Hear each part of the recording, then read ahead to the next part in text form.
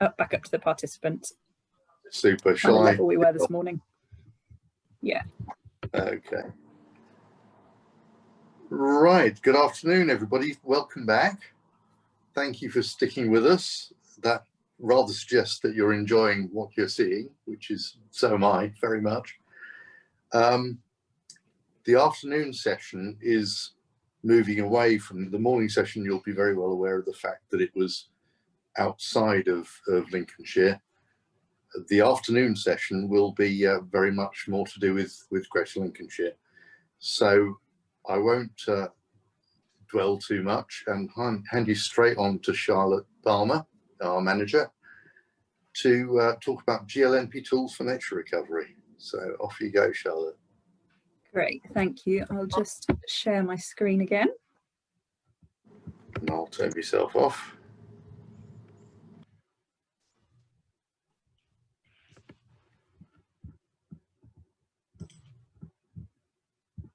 So hopefully everyone can see that. So thanks everyone for this morning. I think it's been a really great day so far. As Richard was saying, that this morning's very much been outside of Greater Lincolnshire, but we're going to be talking far more about.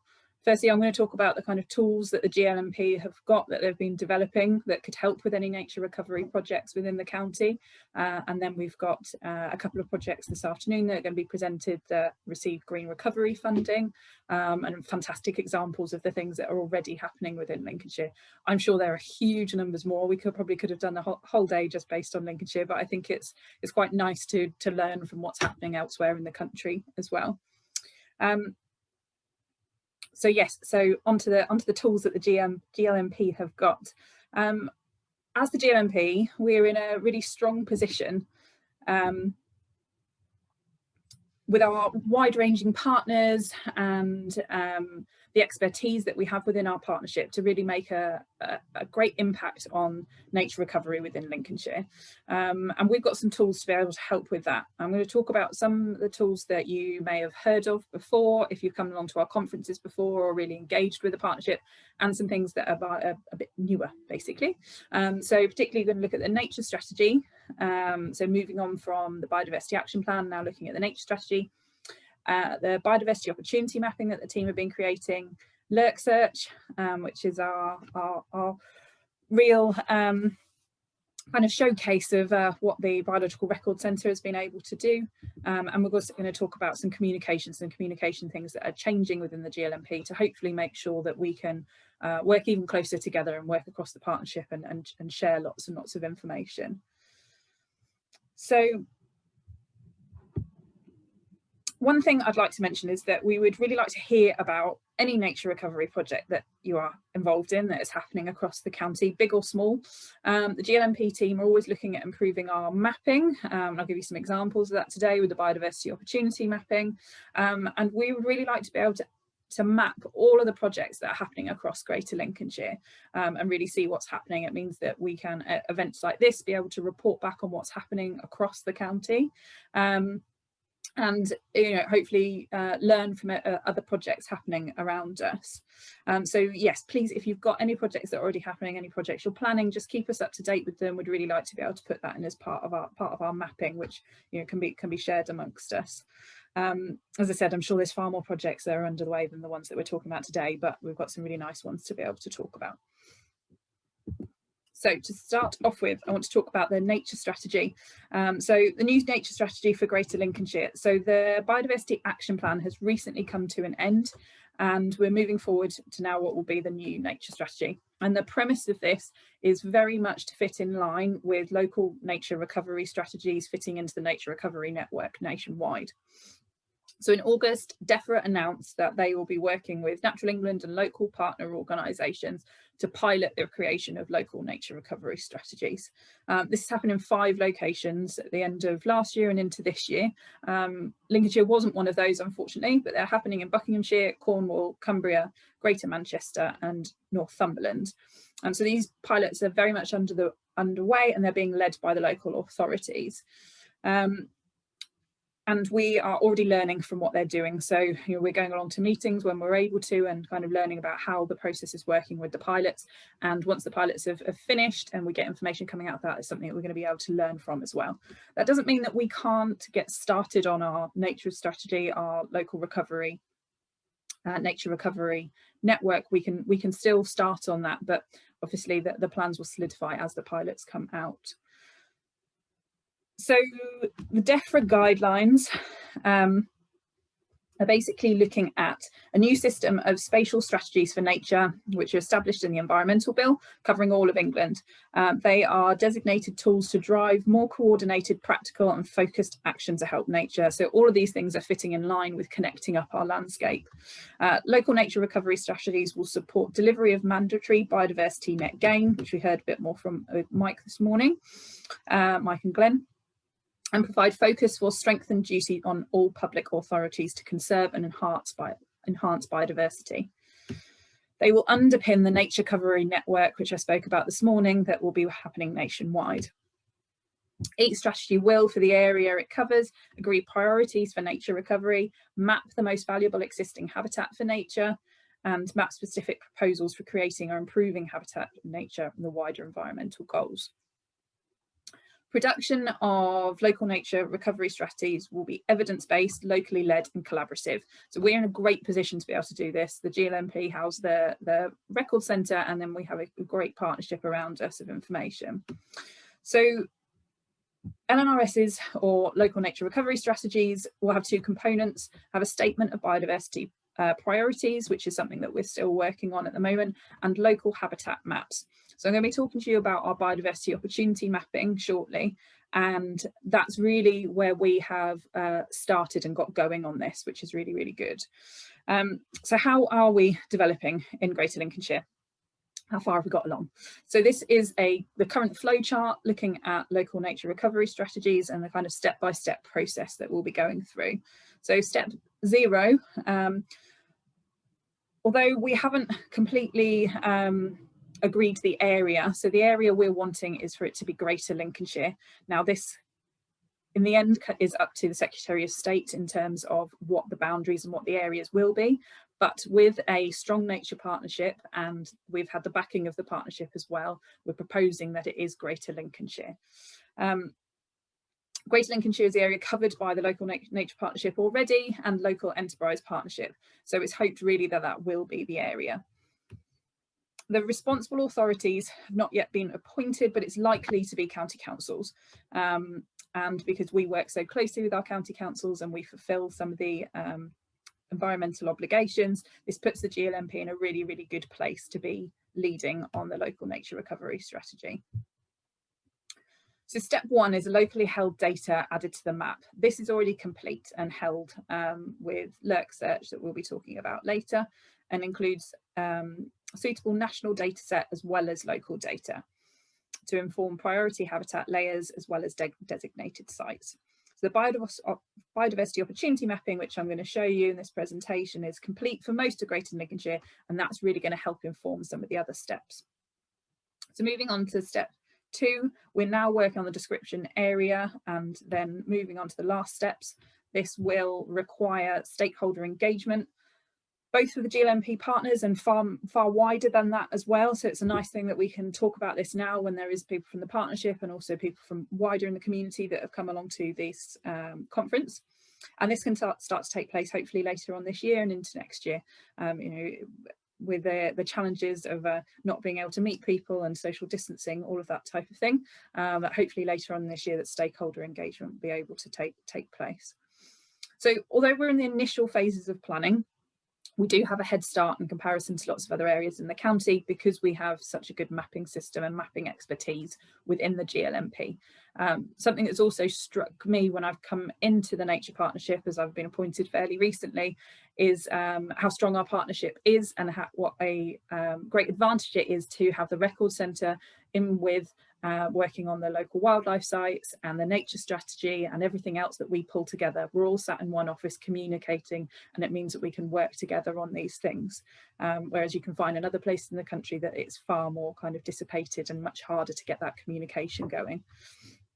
So we are just in the initial stages of putting together the nature strategy, and in future conferences or in our newsletters we'll be able to update you on how that's going. But we do have some proposed targets. These have been run past the partnership, so these are the targets we're looking at the moment, and these again very much fit in line with the timelines being set out with the government as well in terms of nature recovery network across the country. So by 2025, really what we want to look at is no loss of priority habitat or other semi-natural habitat, and really kind of pulling together all the tools that we're going to need. So the biodiversity opportunity mapping, natural capital mapping, which we've begun on as well, and then looking at the opportunities and priorities for landscape scale projects to be identified. So these are really the next steps of stopping any more loss of habitat and then starting to plan out what is going to be done, and a programme of implementation agreed. So what projects are going to happen, everyone agreed, and then we can start moving on from there.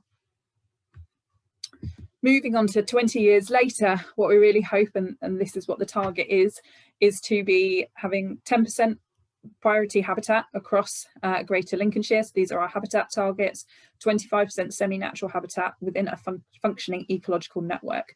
So as I've spoken about this morning, and it's become clear in all these presentations, one of the things that's most important is this connection. Connection so that species are able to move, that they're able to adapt to climate change, things that we may not be able to stop happening. So these interconnected habitats allow nature to adapt, and we will be seeing ecosystem services benefits for all. The same as when I was presenting this morning, talking about what our landscape could be, our connected landscape of people, nature, farming, businesses, everything working in harmony together. Also looking at marine environmental targets as well. We want to have completed marine protected areas, ecological network, including highly protected marine areas, and look at sustainable management of the wider seas. This is something that, again, is still very much in the interim, but it's good to start looking at what these targets are going to be, so we're moving forward. So for biodiversity opportunity mapping, some people in the audience may have seen our biodiversity opportunity mapping, and I've talked about it a couple of times this morning. Again, what I covered this morning is that we're living in one of the most nature depleted countries in the world. Conserving our wild and natural spaces we have in the UK is just no longer enough, and really we have to look for new opportunities, and that's exactly what this mapping is about. Biodiversity opportunity mapping allows us to take a strategic approach to nature recovery, looking at the county at landscape scale. Which habitats we have where, which areas have protection, and which areas in the county are then connecting them to produce this network. Using this information, we can make a plan looking at the most suitable areas for nature recovery. Biodiversity opportunity maps create an idea of the greatest opportunities for nature. These can then be used by a multitude of different people. So we can use the mapping for local plans, and this is something that's becoming more of a requirement.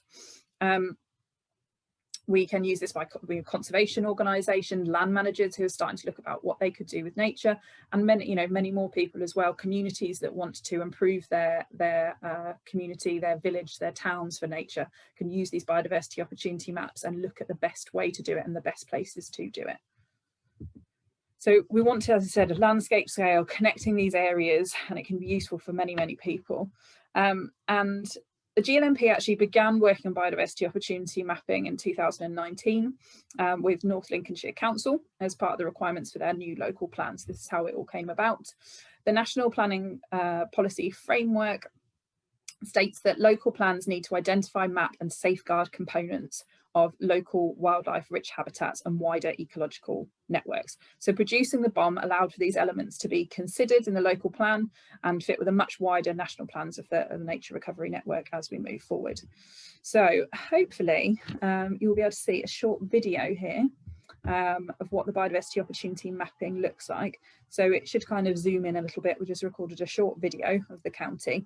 So what you'll see here is that the dark green areas are priority habitat, and the lighter green areas are other areas of habitat, but they're not designated as priority habitat.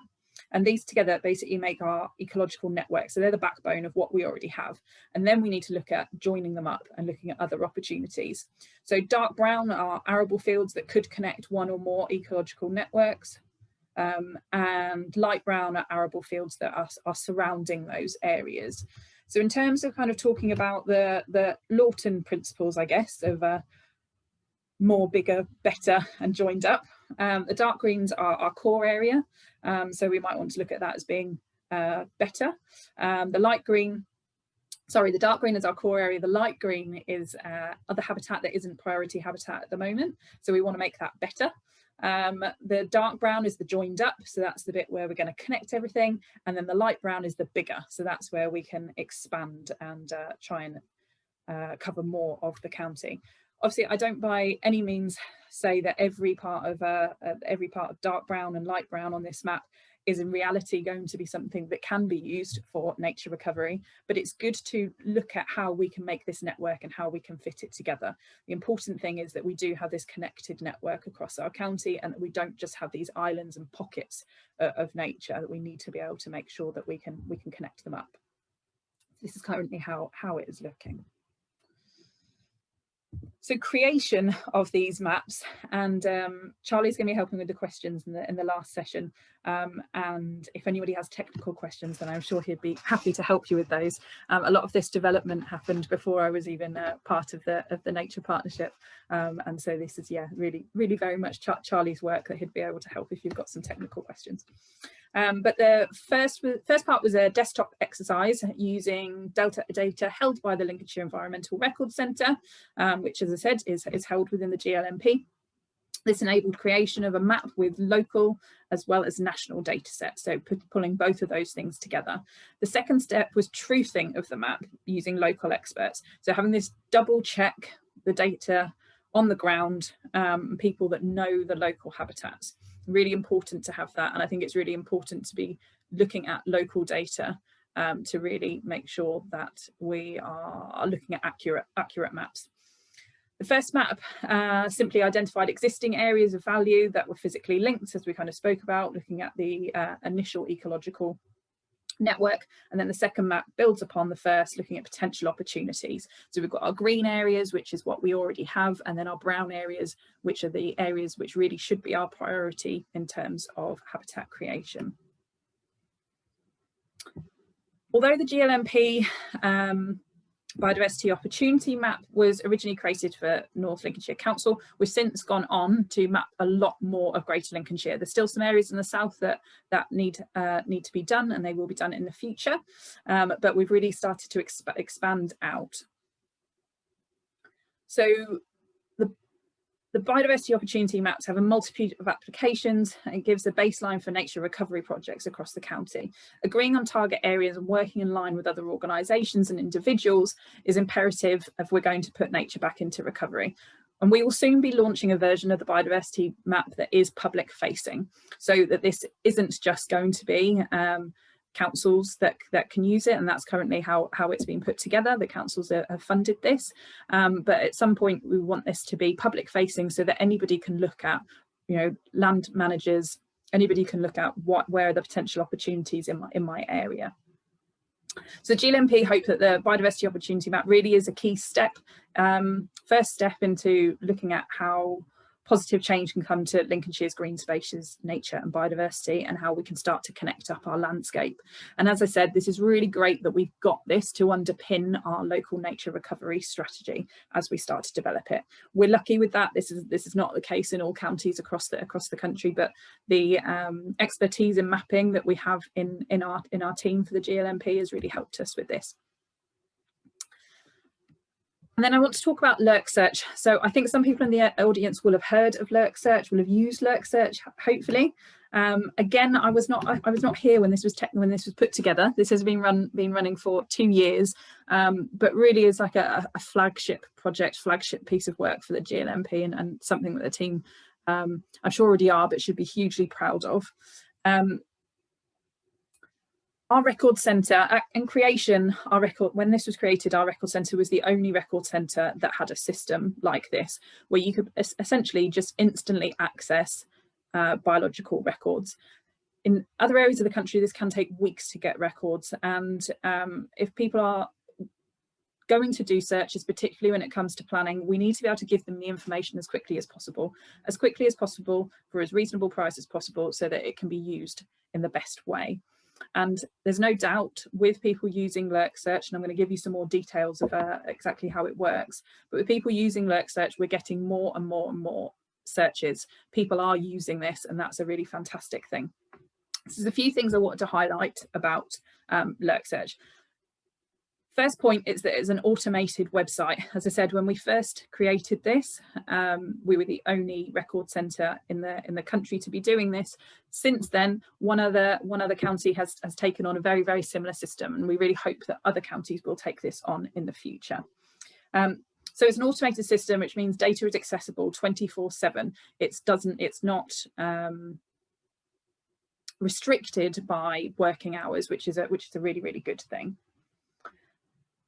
It means that also means that staff time, because this is such an automated system and it's not something where Charlie is now having to physically go through and put together reports. It does mean that his time has been freed up to do other things. The reason we are ahead with biodiversity opportunity mapping and being able to do these other things is because Lurk Search is now completely automated.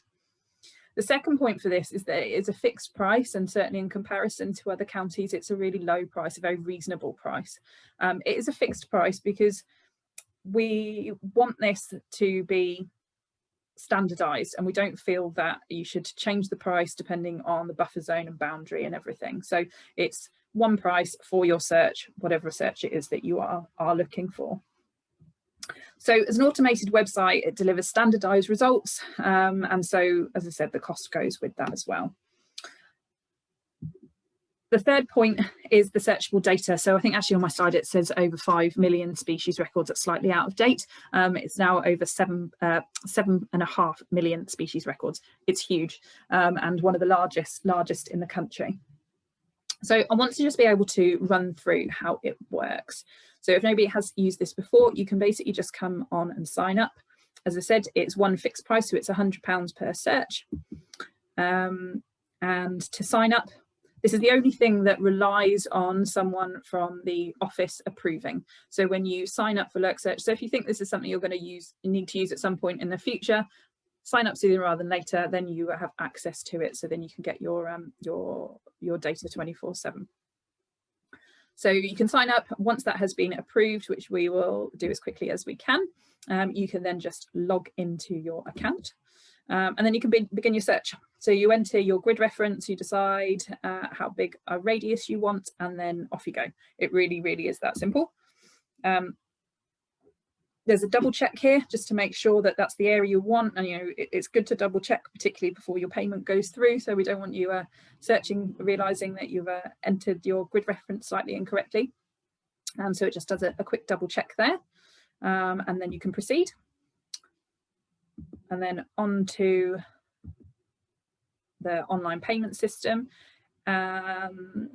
The councils that have service level agreements with us, this is all included in the service level agreement, so it's not you wouldn't have to pay for this, but for other individuals, as I said, it's that standard charge, so it's just a online payment, and then you get through to the results. This all happens very quickly. Getting your searches is a lot quicker than, since I started the presentation, it will usually happen within a minute or two. We even have a summary report which can be public facing, and you get your report through. So you get a spreadsheet of your data. There's a number of other PDF reports that come through with it, and even at the end we store all of your searches for 12 months as well. So I'm sure everybody would save their searches and keep it well stored and backed up and everything else, but just in case, we have your searches held online for 12 months afterwards. Again, you just log in through your normal online logging system, and then you can access your results again. So Lurk Search has been happening has been running for a couple of years. It's been extremely successful. The feedback has been fantastic. We really hope in the future that other record centres will take this on, have an automated system.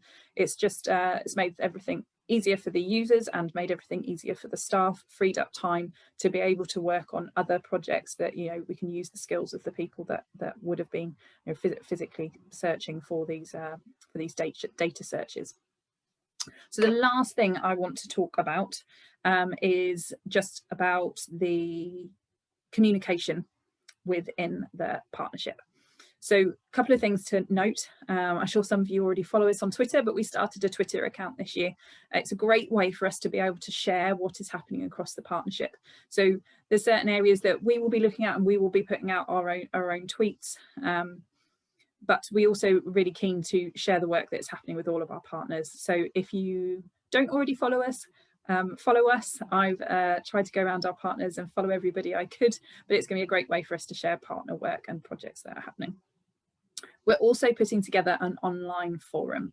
So when we were looking at the biodiversity action plan, previously we had habitat groups which had real expertise within them, a lot of experts and great amount of knowledge, and really we don't want to lose that moving forward into the nature strategy. So we are putting together an online forum. When it's launched, it will come out in the newsletter. So again, if you're keen to be on our online forum, then just sign up to the newsletter. I've got my email address again at the end of this presentation, and it's spelled correctly this time.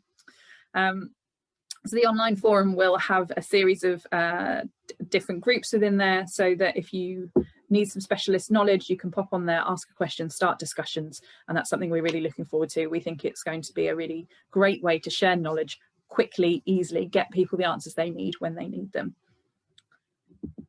And then, as I said, our newsletter. So I'm going to be using a newsletter. This is new for the Nature Partnership, but we want to be able to, rather than waiting for once a year when it comes to conferences, we want to be able to give you news as and when it happens. So we'll be sending out updates. I'm probably going to send one every 3 to 4 months. I'm going to base this on when we have news rather than just keeping it to a rigid amount of time. Partner projects, particularly when it comes to the nature strategy, nature recovery, it would be great for us to be able to report back on what is happening and reporting on the targets. Those targets we've set out in the nature strategy, the targets that other organisations have set out. We would really like to be able to say how we are getting towards that amongst Greater Lincolnshire. So here is my email address again if you want to be on the mailing list. So it's charlotte.palmer@glnp.org.uk. That is spelled correctly this time. I've had a few people send emails through already, so we will make sure you are on the list. And I finally just want to say thank you to all the partners for coming along, and the GLNP team. I particularly want to say thanks to the GLNP team. As I said, I've only joined fairly recently, so most of the work, the fantastic work that I've just reported back to you, was their hard work. And yeah, I just want to acknowledge that. I'm sure you agree. Some of that work is outstanding and just a really great tool for us to be able to all work together when it comes to nature strategy. So I look forward to working with you all in the future. I hope when, you know, as we're coming out of COVID-19, I might get to meet a few more people as we move forward. And I really hope you enjoy the rest of the day. It's been a fantastic day so far, and a big thank you from me to all of the speakers as well. And I will stop sharing now. Thank you, Charlotte. That was super. So there's loads of tools out there, folks. Use them. You know how good they are. Charlotte's sold them extremely well. So yeah. Email us, we'll tell you more if there's more to, yeah, if I haven't explained everything. That was a bit of a rushed overview, but yeah, anything else, just get in contact. That's fine. Super. Okay, we have Nicola Craven next, who is the project manager for the Links Rivers Trust, talking about the limestone becks, bringing them back to life. So okay. Nicola. Share my screen.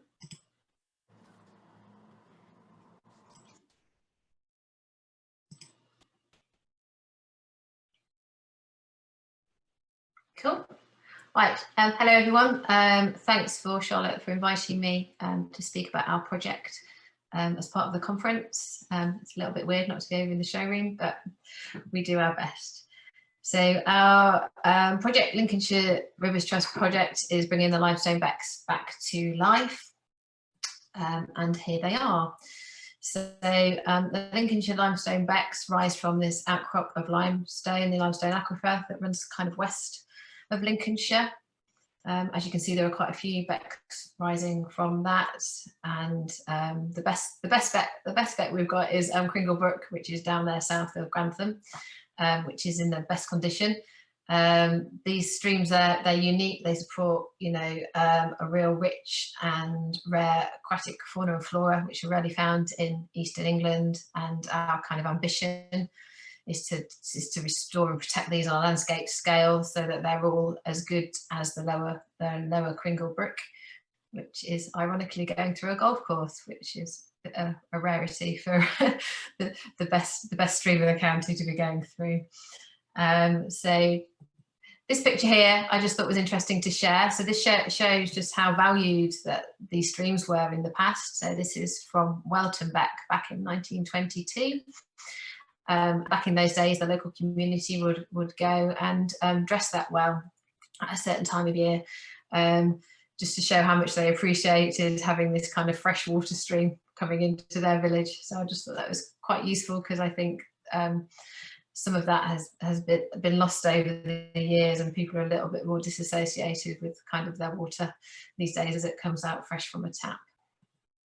So this is just to illustrate, so this is on the Nettle Beck. Thanks for Dave Hutchinson for this image, and just kind of shows what we're dealing with. So you can see there where the position of the beck at the top, where it's been straightened and disconnected from its floodplain, and you can see kind of that faint outline of a green wiggle going through the field, where the beck would have been in a more meandering natural process pattern, and the floodplain there no longer connected to the water course. So where it began, where did our project begin? So it began, our first pilot project was at Dunstan Beck, but it began before that. So before my time, the Lincolnshire Rivers Trust, with support from the Wildlife Trust, did some walkovers to look for opportunities of where the limestone becks could be improved. And I also just wanted to say that this project personifies, in my opinion, partnership working. So we have tremendous support from both the Environment Programme team and the FBG team over in Lincoln at the Environment Agency, and again from the Wildlife Trust from Tim Jacklin. This project wouldn't be off the ground without those people, so we're really grateful for them for helping us make a start with it. So this was the first project on the limestone becks that was done by the Rivers Trust, and it was just a small pilot project to improve habitat across that section. Lots of local volunteers, as you see, came out to help, and sometimes when I take people out to see this section, I can't actually find it because it looks so natural now, so which is a good outcome, I think. So following on from that, we've done lots of different smaller projects. We've done work at Welton Beck, Scotwick Beck, at the top there is Nettle Beck at Sudbrook, and yeah, we've built up our kind of expertise of what to do and what works and what doesn't along the becks. So over to Branston Beck. So this is where our major project is, and this was a pilot really on Branston Beck for the community. So this patch of land is owned by the parish council, who are really supportive. And again, we've got a hardy bunch of volunteers there who came along and helped Gail, our project officer, sort of restore this section of the beck into a more meandering form using berms which trap the silt and make the water cleaner and flow better there.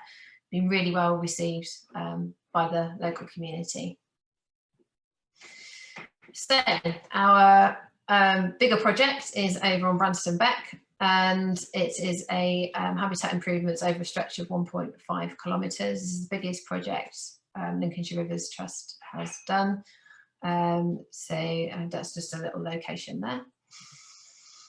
So we've done the bottom section we did this autumn, and that is on, that's down on Heath Farm, and here we installed a pool and riffle sequence over 400 metres by installing gravel, and it's looking really good, and we're, fingers crossed, really hopeful that we'll get some trout spawning in there. It's hard to tell because we've had a load of rainfall, so it's currently quite deep, and the gravel was all nice and fresh, so it's hard to see if there's any reds appearing there, but hopefully by next year we'll be able to see a difference down there. So as Charlotte mentioned, we were really lucky to get Heritage Lottery funding through the Green Recovery Fund to complete the upper section of this project. And this kind of outlines what we're going to do. So sorry, this image, the writing on this image is a little bit small, so I've kind of tried to use pictures to illustrate what we're going to do. So it looks a little bit like we're throwing the book at it from a river restoration technique. Down the bottom right corner, as you're looking at it, there's going to be a little bit connection to the floodplain and a backwater, some tree hinging, again some more gravel installation. At the top there, I'm going to install a pond which will hopefully attract some freshwater species that like more still water, and some berms and some wood deflectors. So all this will hopefully, although it won't restore it to its original meandering place, it will, you know, install that kind of river process and habitat for the wildlife that we would hope to see on here. So we're really excited about getting started on this. And also, as it's Heritage Lottery, we're going to do some other work alongside the actual restoration. So that project kind of aims to then showcase that piece of work to try and engage more landowners and farmers to work with us and restore sections of their own land and streams. Also probably bring in some interpretation and information so the local community to understand what we're doing. And we also aim to get school groups out doing mayfly in their classroom, and sort of uniform groups to come out and work with us and do a badge so that they feel involved. Thank you for listening.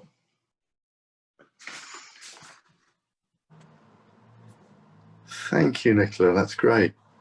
Obviously, it's a thing very close to my heart, as you might expect. Okay. Our next speaker is Andy Jays, who's Conservation Officer for Yorkshire Wildlife Trust. Andy said when he first logged in, for those of you that that were still online at that point, that he tends to waffle and might go on rather longer than his 20 minutes. I don't mind at all because I'm much the same. So by all means, Andy, waffle all you like. That's great. We will see how it goes. I'll just press my share screen and just see if I can get this showing. I didn't mention oyster and seagrass restoration in the Humber. So we're moving out into the marine environment. I can just get rid of this in one moment.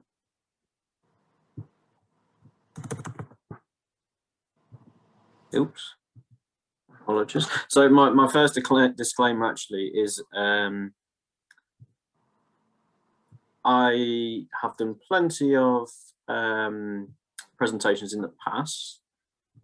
This is actually probably my first one on a Zoom call, so just bear with me just one moment. Can we see that? That's fine, Andy. Yeah. Good. The other side of that disclaimer is I'm used to having an audience in front of me so I can bounce off of them, so I can sort of judge if I'm running over or running a bit quick. So by all means, drop a message if you've got any comments. So yeah, thank you, Richard. So yeah, my name's Andy Jays. I work for the Yorkshire Wildlife Trust. My full title is actually Native Oyster and Seagrass Restoration Officer. I'm here to talk more about the second part of that today. I will be touching every now and again on the oysters, but it would be a much longer presentation if I was discussing both. By all means, my contact details are at the end, so if you have got any questions about it, just give me a shout. I'm more than happy to answer any questions. There may be a few people in this group which will be in the same, receiving the same presentation in a couple of days' time. More or less anyway, so they're both off the same presentation format. I've just tailored this one slightly to remove some of the what I would consider slightly less interesting slides, so you get the fun one. So first of all, logical I suppose to start about what seagrass is. It is one of three flowering plant groups in the seas. The other two being salt marsh, such as Spartina, which we do get on Spurn Point where I'm working. And the other is mangroves, which unfortunately we don't get in the UK, but they're a fantastic, fantastic habitat if you do go out and have a little bit of a research of how they are. Generally speaking, a little bit warmer than we get on Spurn Point and on mudflats though. I'm not particularly keen on this analogy here, but it is like a spider plant in that it's got rhizomes. So it's basically got these long roots which go through the substrate. Each root can be 50 centimeters in either direction, basically. So these can be massive, massive root systems. The thing to say there is they have got to be in the substrates. They're not something that grows in the water column or anything like that. They do have to be in the substrate. They can't grow outside of it. The nodes, which you can see on that diagram there, they come off at various intervals depending on the species of seagrass. There's about 50 odd species worldwide. Not a huge genetic diversity between the two, any of them. But generally speaking, on the ones that we're working on Noltii, you get every few inches you'll get a node that produces the seagrass blades or leaves, if you prefer. It is characterized by rapid growth, like the vast majority of grasses, especially dealing in the Humber. We've got incredibly nutrient-rich mud. They are intertidal. They get a huge amount of sunlight, even to the point of on the strongest tide, you're talking about probably maybe six hours at a time in direct sunlight, no water above them whatsoever.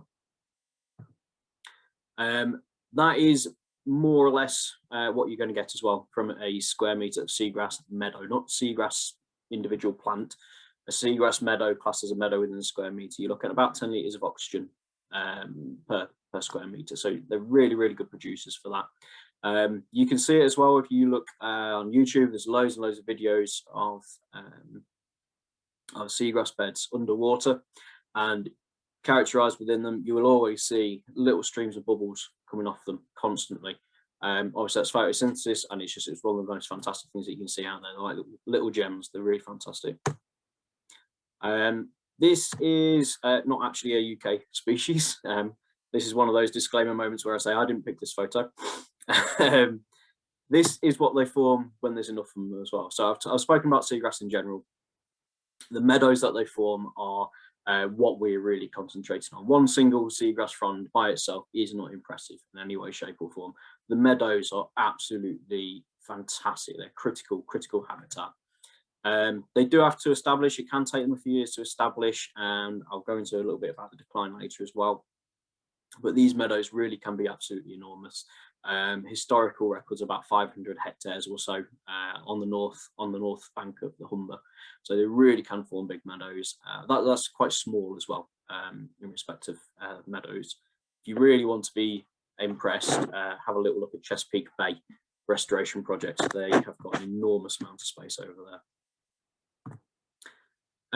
The specialist habitats, they do function as nurseries and spawning grounds. There are some species, seahorses are sort of a classic one, not on our coast as such, but particularly down south. Really classic species which sort of integrates really well with the seagrass meadows. The amount of life that you can get within a meadow, you can see it on the underwater cameras and things like that. But working on Spurn Point, just as the tide's going out, all you see on the surface of that mud is movement, constant movement, as creatures just sort of dropping down under the seagrass fronds or following the tide out. Basically, they really are absolutely full of life. There's your little stat for you as well. Obviously on the upper end, but that is accurate. Absolutely massive amounts of life can be found in these meadows. Just as a little commercial point as well, and there's another bit in a moment. So about 20% of our fish stocks are supported by seagrass meadows. The nursery systems within them are absolutely fantastic. They do provide a huge amount of cover. There's a lot of predators of a lot of fish out there, so that's what they really, really do benefit from with these meadows. An American stat, so please forgive me for that. Obviously it's in dollars, so $19,000 per hectare So that includes things like, say, the commercial aspect of it, recreational, ecotourism. So you've got a huge financial incentive there as well to keep these meadows in a safe and healthy condition. Very quickly, seagrass is absolutely everywhere, aside from the Antarctic, essentially. There's no real limit to their range when it comes to temperature as such. You know, you can see there's some up there in Iceland. You're getting some to the northern coast of Russia as well. The more critical ones are, I'll put those all up at the same time. So low wave action and energy is quite typical. There are species that can quite happily cope with high wave action, high wave energy, but generally speaking, we want low wave action and energy for our seagrass. That includes obviously the sheltered bays and inlets. Mudflats and sandflats are a function of that as well. They really do like a nice soft substrate like that. There are a few which you will be getting on some specialist rock seagrasses, but generally speaking, when we're talking about seagrass meadows, we're talking about these that are growing on mudflats and sandflats. So let's have a quick look here.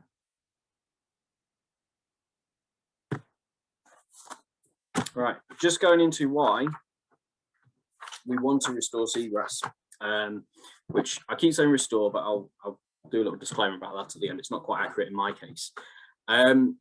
So it captures carbon faster than rainforest, about 40 times faster. Incredibly good at pulling carbon out of the environment, but it's not just the fact it takes it out of the environment, it stores it as well. It's not just a case of it drops it back in and pushes it back out again. The ecosystem services I've already spoken about. Its fantastic potential as a nursery. You've also got the succession of things like Spartina, salt marsh. All of that tends to get pulled in when mud is stabilised with seagrass.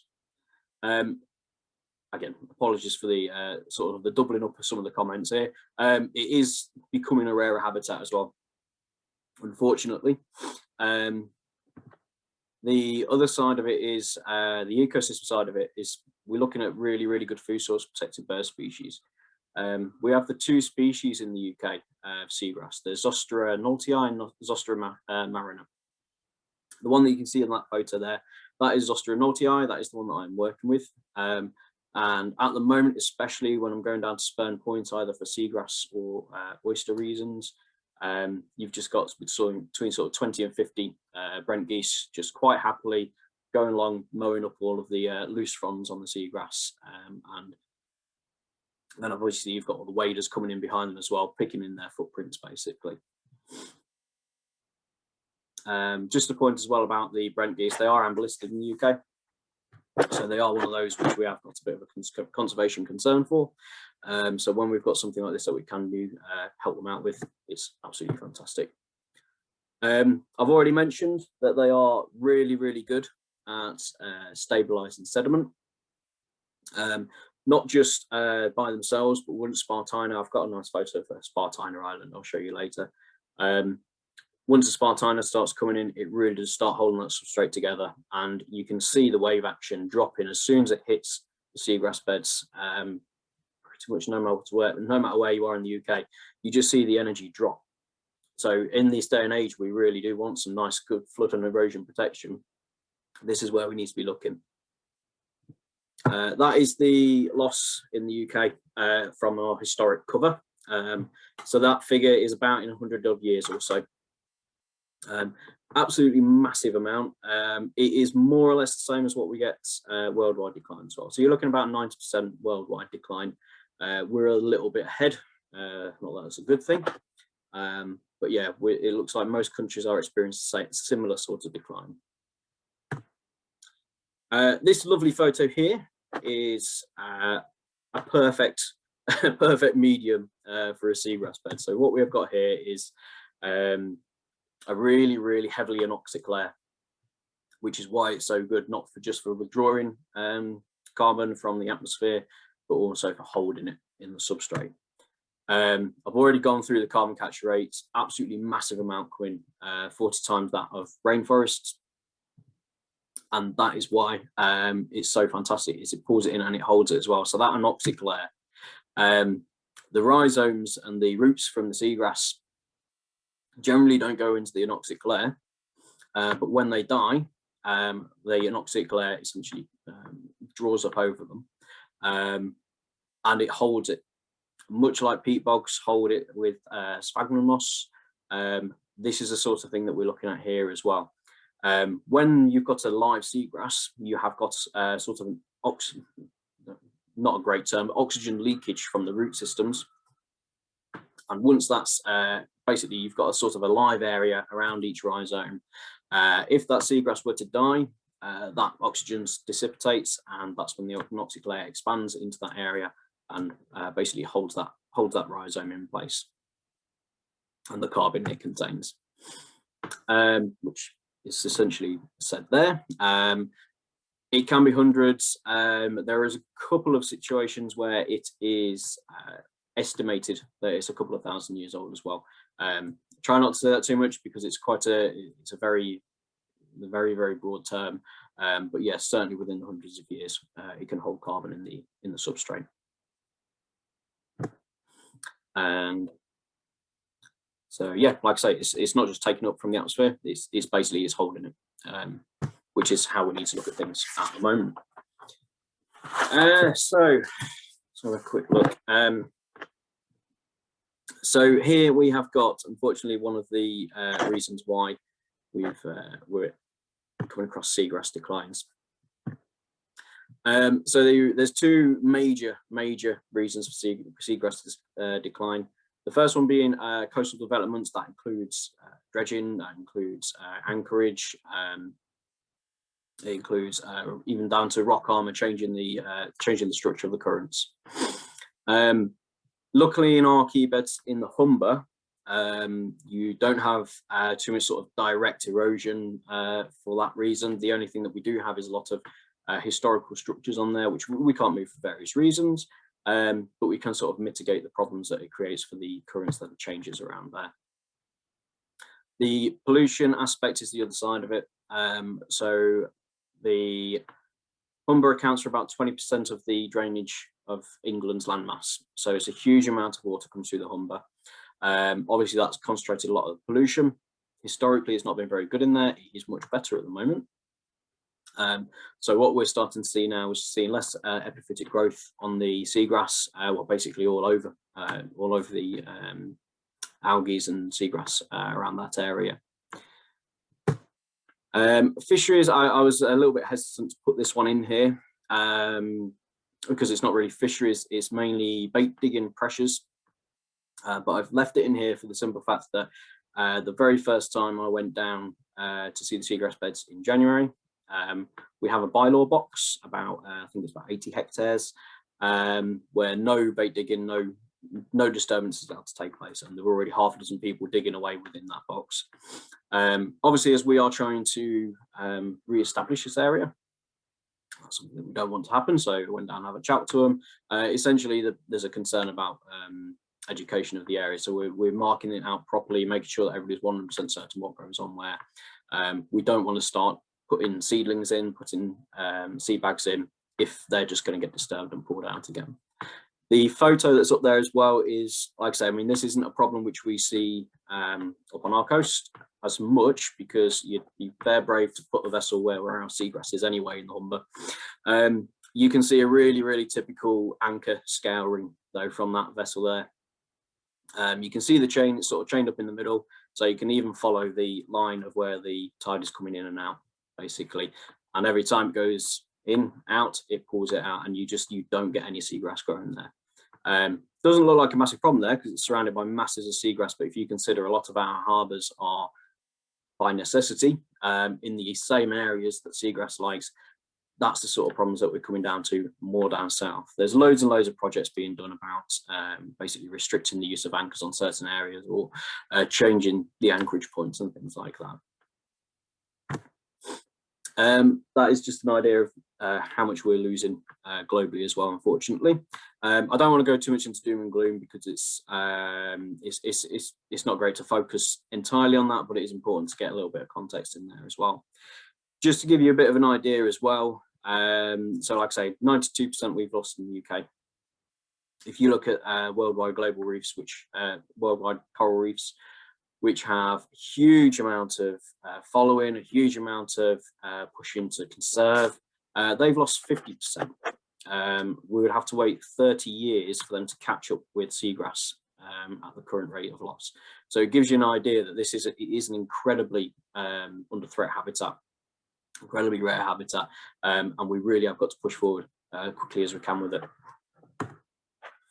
Okay, so this is what I mean with historic cover. So in 36, so early 1900s, those hatched areas is where the historic seagrass is understood to have been. So yeah, like I say, about 480 hectares. So sorry, I said 500 earlier. What's 20 hectares between friends? This is on the north bank. There is a small amount on the south bank as well. And we have got historic references to expansive beds around those as well. They are in a very bad state down there, and I'll go into that a little bit later. I'm a little bit of an imposter here because obviously I'm working in East Riding of Yorkshire, but this is where we start looking at working with Lincolnshire Wildlife Trust particularly as well. As I already said, this is the smallest species of seagrass that we get in the UK, Zosera noltii. It is typically intertidal. The other species, Mariner, is much more.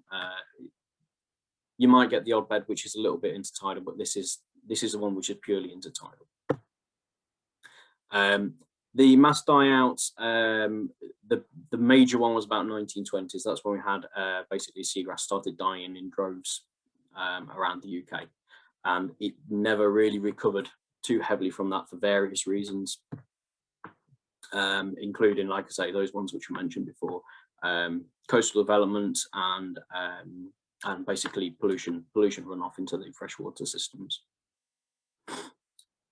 So just to give you an idea about what we've dropped down to, this is well, what we are. This is the last remaining seagrass meadow in the Humber. It is tiny. So if you're thinking about that area that was on the last map, probably should have put this on this same slide actually. This is right in the centre, just after the breach, if you know Spurn Point, and this is basically the only area that we have as a protected zone. There is the odd scattering, and I really mean odd scattering of seagrass. If you go a bit further out, we did a survey last year, and there's the odd one or two fronds, but like I say, a frond of seagrass is I don't want to say worthless, but it's certainly not what we need. Just to give you an idea as well, so like I say, 92% is what we lost in the UK. We've lost about 96%. So we've lost. This is a very bad. This is a really, really serious situation with ours. The South Bank. Oh, sorry, no, I'm skipping ahead. So the bylaw box that you can see there is one that I spoke about before. So for example, there's no bait digging, there shouldn't be any walking in there at all either. One of my first jobs has been to provide better interpretation and better signage to make sure people are aware of that. If you go down there at the moment, you can see sort of the outlines of the bylaw box if you're looking for it. If you're not looking for it, it just looks like some jetsam that's been washed up basically. The really sparse areas, you can see the blue area down there, which is actually the focus of our project this coming year. But you can see where we're starting to see far more heavy groupings towards the centre and towards the south end. It's a function of the currents. A lot of the seeds that are released, generally speaking, just washed up or settled onto completely pointless substrate for seagrass. It can't grow on some of the places it is. We have got surveys going back, I would say about 11 years now. It all suggests that we have got a issue with seed dispersal as opposed to drop in population. Population levels more or less staying quite similar. We don't have as much of an issue with that, but what we are seeing is we cannot restore the seabed because the currents cannot take the seeds to where it needs to go, which is, like I say, a big push about what we're doing at the moment. I believe this is a video. Let's see if I can get this started. I'll turn it down because I think Radio 2 is in the background. So this is a quick video of the seagrass bed. So this is standing more or less in the center of it, and you can just see the cast of a few green areas out there. I'm just going to restart that again and just show. So if you can see in between those two large blackish areas, so you've got a large blackish area towards the right hand side of the center, and another one sort of slap bang in the center. In between there, you can see a load of disturbed area. That is from bait digging. So you can see it is becoming a problem. If we continue that where we are really heavily working on the seagrass, then we're going to get problems with basically disturbance of the ones that we're putting out there, which obviously we do not want.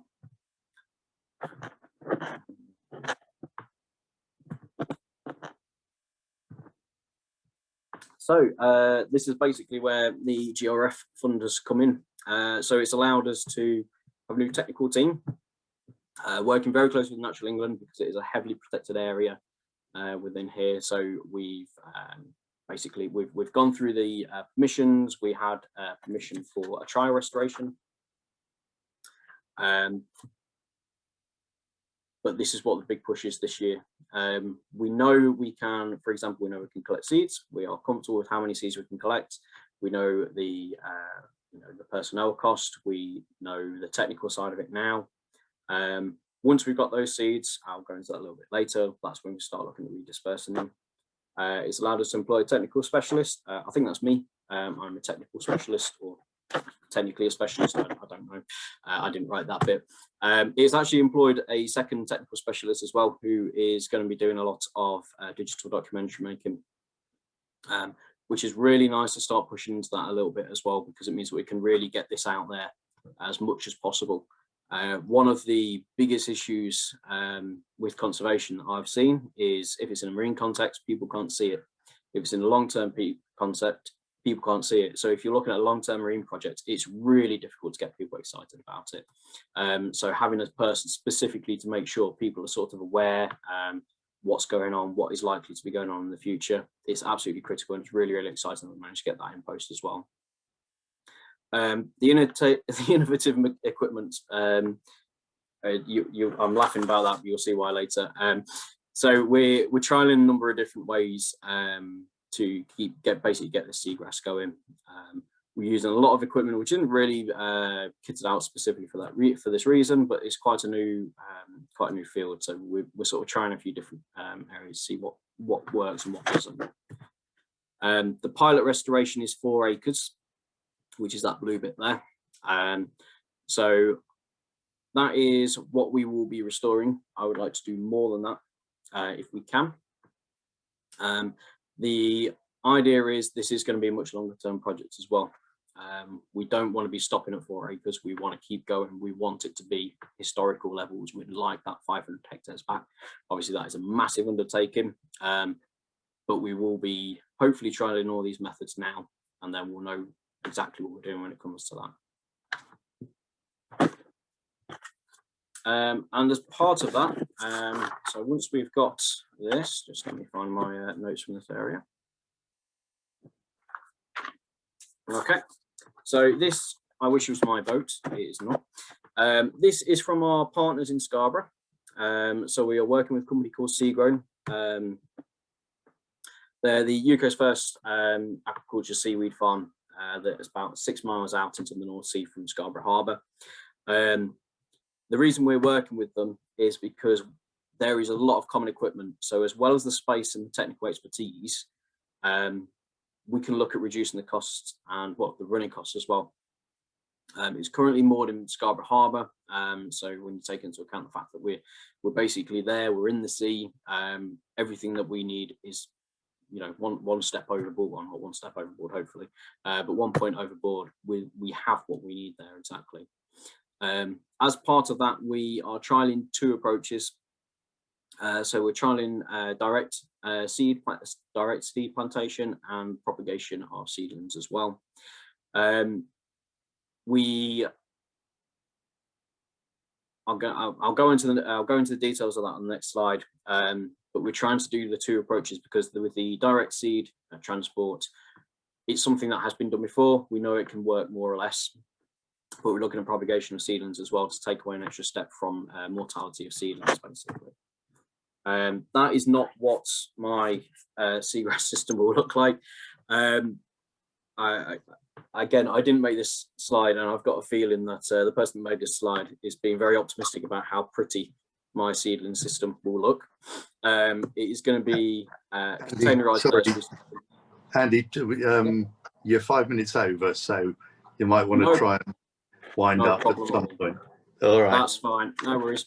So yeah, we've got a containerized nursery system. It will be on a 20-foot container hosted on Southern Star.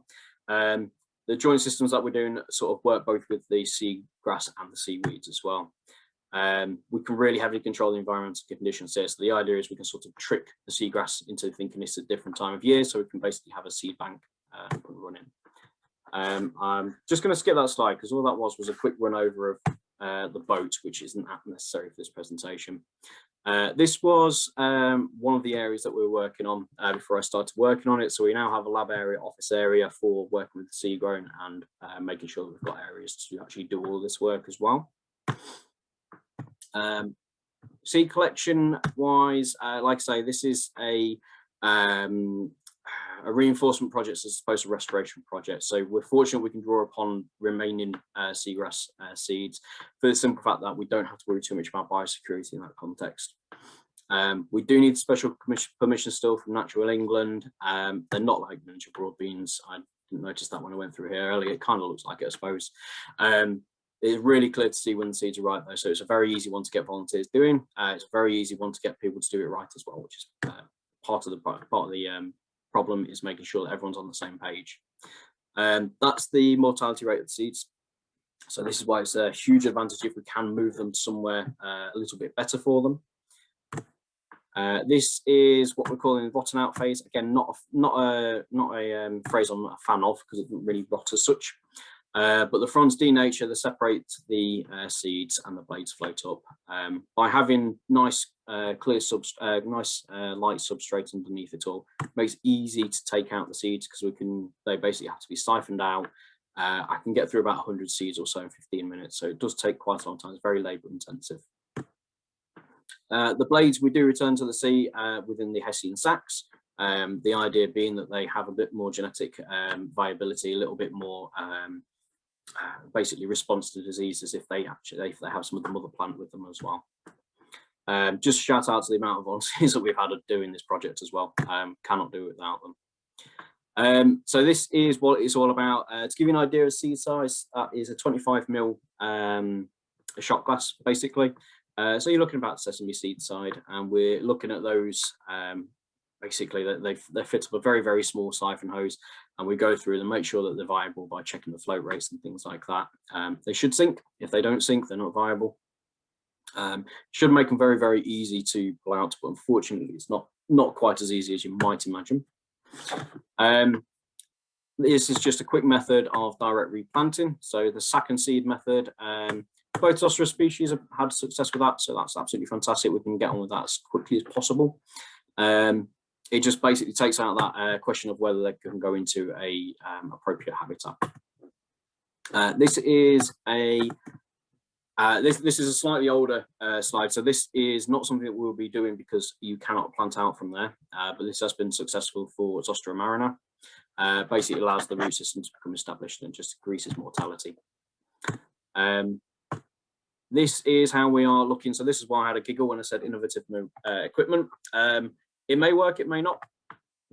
If it works, fantastic. If it doesn't, then we'll trial other methods. But the idea is we really want to be working quickly here. We want to be working on massive areas, so we cannot spend time just digging up, dropping in, digging up, dropping in. We want to work quickly, which is what these are designed for. We also have the advantage that we are obviously intertidal, so we don't have to worry about diving or anything like that.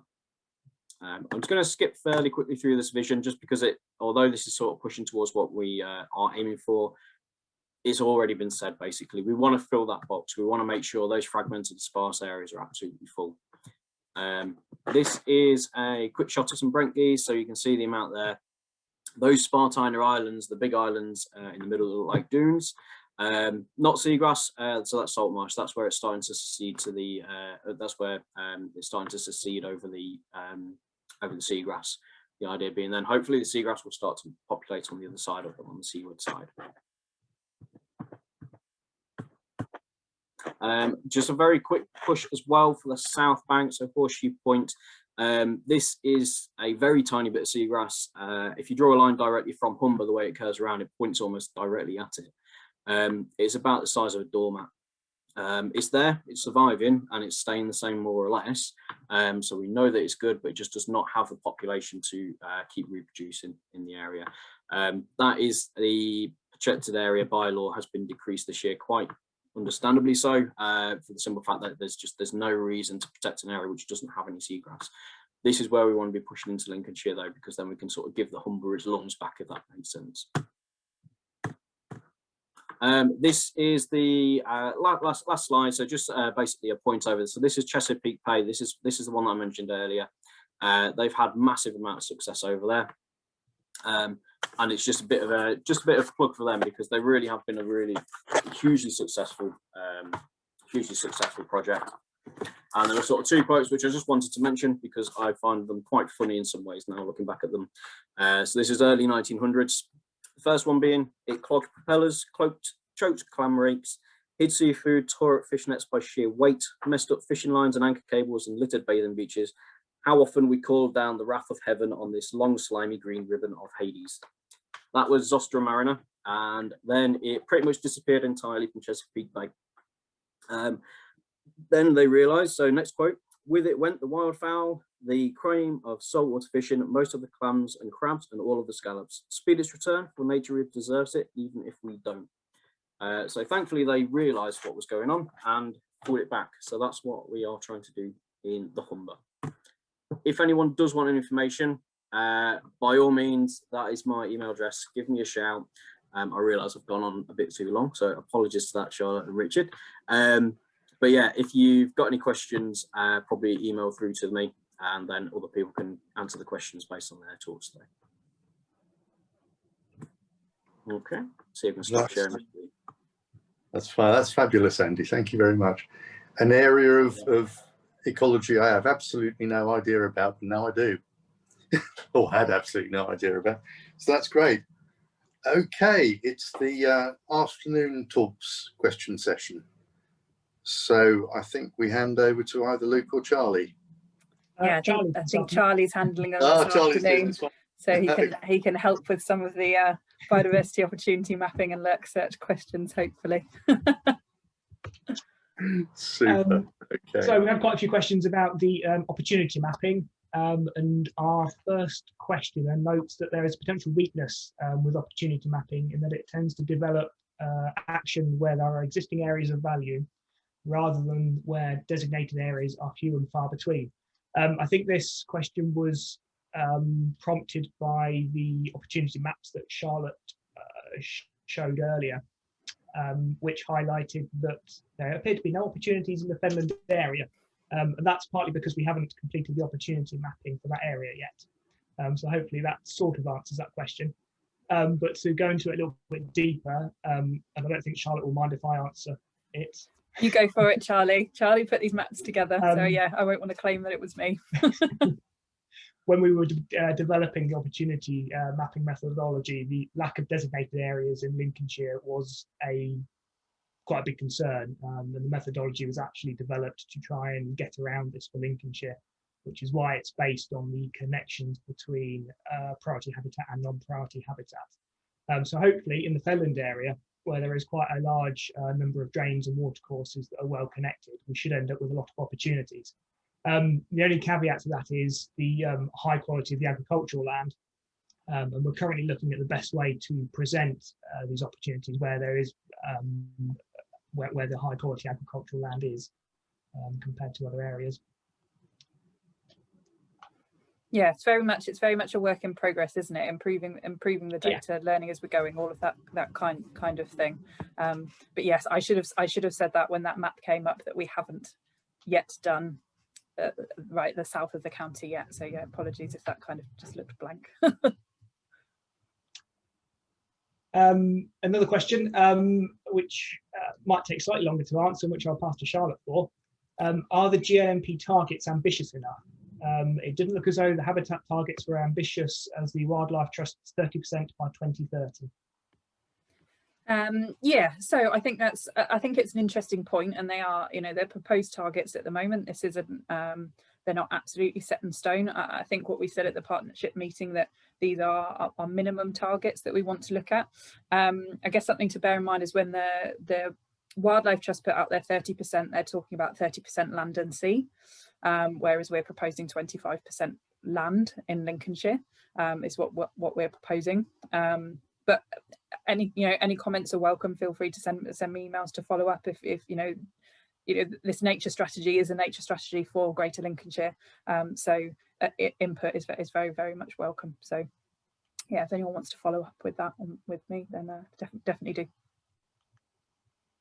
On the more practical side, is the opportunity mapping feeding into things like the Central Lincolnshire Plan? Yes, so the biodiversity opportunity mapping, and Charlie, carry on if I haven't covered everything. So the biodiversity opportunity mapping, as I said, came to start off with North Lincolnshire Council, and it was put together for their new local plan. So then we've worked with a number of other councils in the county, and we're hoping that we will work with every single one across the county for this biodiversity opportunity mapping, so that it can go into any plans, can go into anything that is happening across the county. And then, as I mentioned, that moving forward, we do then want this to be public facing shortly as well. We're still in discussions of exactly how much of it is public facing, if there's anything that we need to keep back, but that is something that we want so that it can be used completely across Greater Lincolnshire.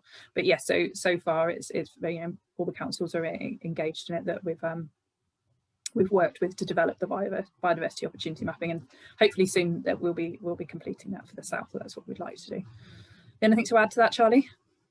No, I think that's about right. Yes, yeah. And the final question on the opportunity mapping, is the historic environment record being consulted to inform the process? So yeah, that's one I can cover. I've actually had very recent discussions about looking at potentially adding another layer so that we can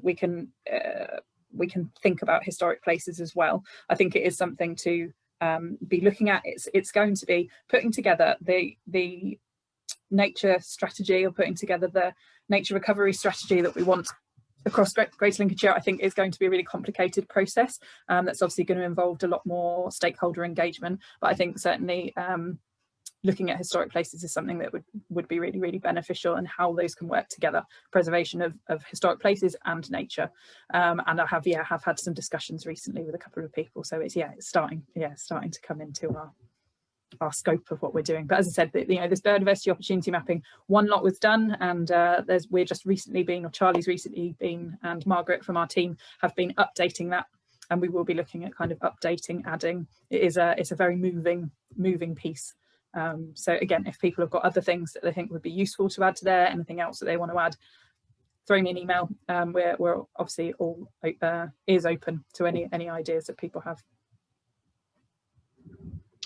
And then finally, 2 questions for Andy, if he's still here.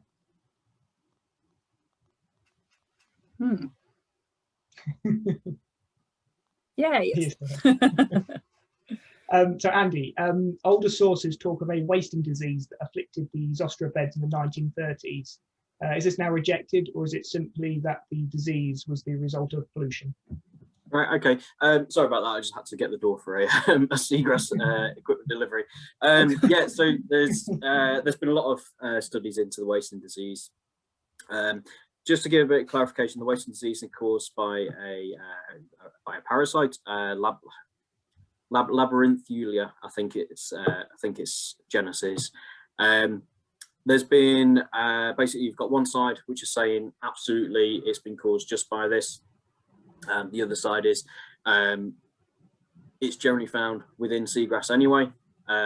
but it never becomes a problem until the host becomes stressed by other things. It did coincide with basically the addition of a little bit more intensive agriculture in the ways of fertilizers, things like that, and it did reduce the water quality. So there is current thinking that it was affected by agriculture, which I think was in the question. But the wasting disease itself is caused by this parasite, is this parasite that does kill it. And it's generally Mariners or Zostera mariner, which is particularly heavily affected by it. But both sides of the Atlantic, is not just our coast. It is a brutal disease. And finally, for Nicola.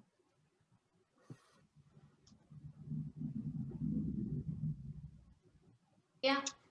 Are there any plans for projects on the Nettle and Beck? Yes, so we've done some work on the Nettle and Beck already. We did a project at Sudbrook, and we are looking at a small project within the middle of Nettleton Village. It's a little bit tricky to work on there because they've had flooding issues in the past, so we have to be really careful about what we can do. It's really canalised through the village and doesn't have much biodiversity, but the parish council are really keen to do something. So yeah, we're looking at that there, and then a couple of other stretches. So hopefully. Thank you. That's it for questions now. Thanks, Charlie. Thank you, Charlie. So I'm sure if any of you get a sudden moment of clarity with a question that you didn't ask at the time, email it in and we'll do our best to try and find an answer for it. So it just remains for me to do the sort of closing remarks for this. Firstly, those of you that know me will know that I was chair of the partnership for 10 years and stepped away. It's always a massive pleasure to chair these conferences. They're always enormously stimulating. I think this one, again, has been an enormously stimulating set of very, very beautifully linked talks, which there wasn't a single one I wasn't gripped by. So I hope you've all enjoyed it. I certainly did. And I would like to extend my deepest thanks on behalf of the GLNP to all of the speakers. We would clap you if we could, but we can't, sadly. So consider yourself mentally clapped. You've all done a superb job of presenting your work to us. So thank you. Also, I'd like to thank Charlotte and Charlie and Luke for all the work that they've done with this, and Margaret as well at the GLNP. It always goes swimmingly. This was the first one we've done online, as we've mentioned, and I thought it went extremely well. Do feedback what you think of everything, good or bad, about it, and we'll hopefully we won't have to do another one as a replacement for a face-to-face, but as Charlotte mentioned, we may very well do one that's online anyway in future. Thank you to all of you for coming along to this. As I say, it's the biggest audience we've had ever for this particular event, facilitated in part by the fact of it being online, but that's irrelevant. It's still very, very pleasing that you chose to come along. And we hope that today was the starting point to carry on conversations about nature recovery across the county, that we can blossom and grow with the sorts of approaches we've heard about and the sort of work we've heard about to improve the county. We've heard about how Britain as a whole, and this county in particular, needs some help in terms of nature. So I hope you'll all be stimulated to do that. Finally, I want to mention the fact that Charlotte will be following up with a newsletter. If you're not part of the partnership, then please by all means send an email to Charlotte. She'll add you to the mailing list. You'll automatically be sent a thank you email, including Charlotte's email address. correctly spelled this time, Charlotte. Yep. Okay, was there anything you wanted to add, Charlotte, before we close? No, it's fantastic. Just a massive thank you to everyone for today. Thank you, Richard, for stepping in. I think it's been a fantastic day. You know, I'm newly part of the partnership, and it's just it's been a really great day, and I look forward to when we can all do this in person sometime. I think the partners thought they got rid of me, but like a bad